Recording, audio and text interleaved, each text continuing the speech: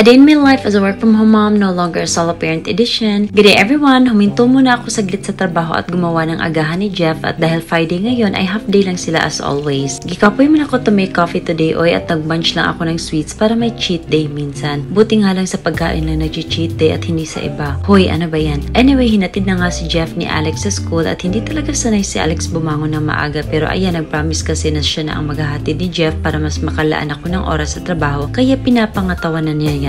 Buti naman at may nangangatawan ng responsibilidad kasi yung iba parang pinalusot lang sa ibang side ng tenga yung responsibilidad oy. I mean, at first hindi talaga ako nag-expect na may katuwang ako sa pag-aalaga kay Jeff kasi nasanay na rin ako mag-isa at sa kay LDR naman kami mostly ni Alex kaya hindi talaga siya naka-experience na siya ang umaako ng ibang responsibilidad ko. Kahit nakakapagod ang routine ko na hatid sundo sa kanya at nagtatrabaho pa ng full time, kinakaya ko na lang at habang lumilipas ang mga araw nasanay na rin ang katawan ko. Anyway, nung magtanghali na ay pinick up na naman ulit ni Alex si Jeff sa school kaya naghanda na lang ako ng salad para mag-share kami ng brunch namin ngayon. Pero I wonder bakit natagalan silang umuwi. Ayun pala nag-drive-thru ng Jollibee at hindi man lang ako pinaalam.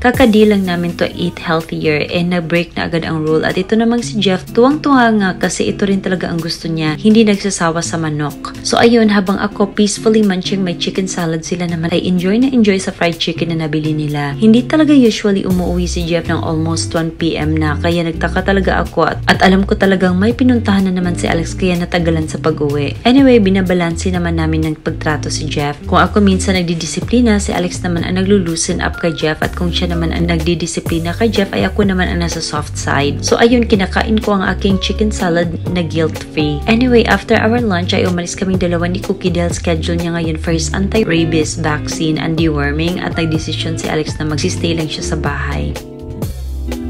Hoy, ano yan? May pag-goodbye pa. Sandali lang naman akong aalis. Magkasama kami ng sister ko kasi schedule rin nila for vet sa aso nilang si Callie na nakatingin lang sa amin the entire trip. Buti na lang at hindi sila naghaharutan dito sa sasakyan ni Cookie at behave lang sila. Paunti-unting nasasanay na nga rin si Callie na sumakay sa sasakyan at hindi na umiiyak. Dumating rin kami sa vet clinic at behave lang si Cookie nung tinapatan siya ng vaccine. At saka ang bigat nga rin niya na nasa 32 kilos na siya nung tinimbang kaya pala nahihirapan na akong buhatin siya.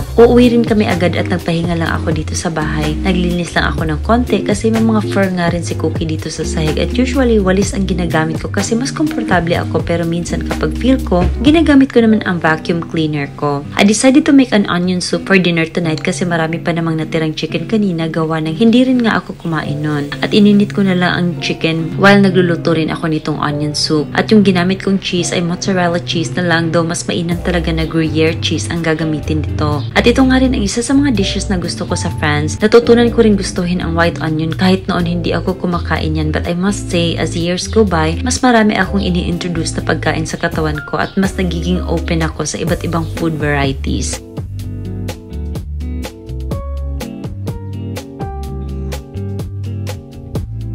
And just like that, we had dinner together and look at the cheese pool nitong soup namin. Buti na gustuhan din ni Alex ang niluto kong soup at si Jeff ang chicken lang talaga ang nilantakan niya. Hindi ako nagluto ng bongga ngayon kasi ayokong masayang rin yung mga pagkain. Salamat at Friday na ngayon dahil hindi na ulit ako kailangang mag-pause sa trabaho para maghanda kay Jeff sa school at makakapagpahinga kami ng mas mataas ngayon. We were just chilling dito sa sofa while watching TV series after dinner at itong si Cookie, judger man ito sa papa niya, oy.